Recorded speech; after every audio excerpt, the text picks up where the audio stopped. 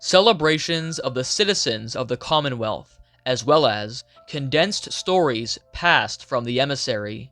The tales below may balance along the knife's edge of truth, as the palace and its servants have long succumbed to the crumbling of time, nor has humanity laid virgin eyes upon the crystal wastes of the forlorn empire of Paxel, who once inhabited this strange reality.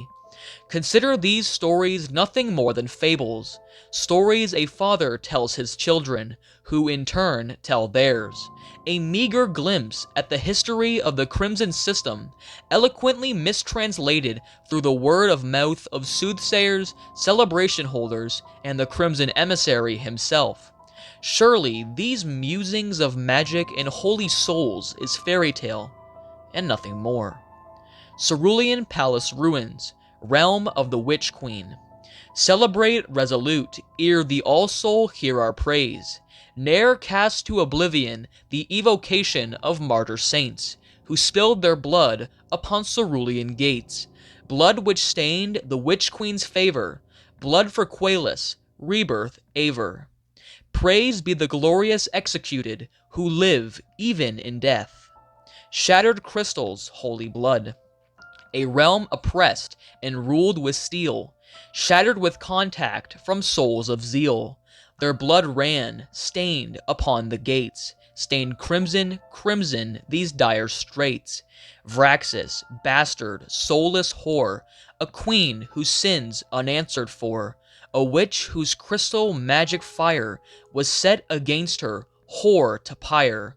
The blood rained down into the ground, stained crimson, crimson all around. Into the soil, grass and trees, tall price to pay for being freed.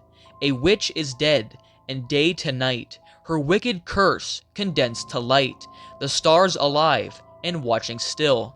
Vraxis, soulless, never killed. So darkness plunged across the world. Earthquakes boiled and cracked and curled. This homeland proud that we once knew, tall price to pay, this dark subdue. Our martyr saints, their souls aloft, committed one more blessing soft. As souls coalesce and find new life, formed lanterns to protect from strife. Our holy light, destroy the night. Our martyr saints, whose souls ignite, hold back the darkness, keep at bay terrors, monsters, beasts, we pray. We pray to you this holy hour, and curse the Witch Queen's crystal towers, her palace shattered, broken, blue. Cerulean gates we stain anew. Grant us light. Tyranny's stem. It was called Qualis, the land before, when the Ides of Crimson were untold. In venturing back, the porter discloses the truth of the realm's vestal to the staining of holy blood. We must go back, before the stars had eyes, before there was salt from the heavens and death in the fields. Back to the rule of the witch queen Vraxis, to the time of crystal and fire.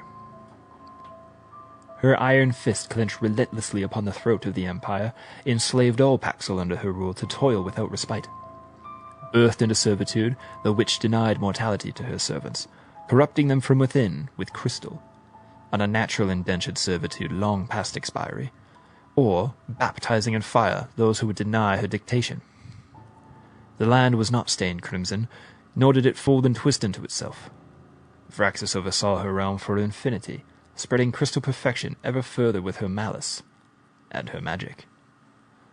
It was called Qualis, this nation which the Witch Queen would violate and pervert, within which the Cerulean palace festered and grew like a gangrenous wound. Her arrogance was a challenge to God himself, her cruelty a slight against all that is natural. Too bloated, too arrogant, too unnatural. The doom of the tyrant was inevitable in time, and upon her execution did the world erupt. The lands of Qualis are of now unrecognizable, blasted and stained. Nothing remains. Nothing save the ruins of the Cerulean palace and the shattered crystal empire of the indentured Paxel. Lost to time and upheaved by the curse of the Witch Queen's dying wrath, they are now desolate and empty. Just cold crystal, slowly eroded by cold winds, yet witnessed only by the stars. Varaxis's immortal hatred gazing upon her folly for eternity, the queen, cursed with the visage of the rubble, where once she ruled arrogant and in defiance of the divine, such is a fate for such a wretched creature. In her dying throes did she speak dark evil into the world, cursing with hexes powerful and secret, and erupting forth in undying spirit. A tortured soul, fueled by anger, and pierced with white-hot pins of hatred, never to subdue. And in this wrath did she upheave the realm, folding the lands upon itself, crumpling the very world into itself.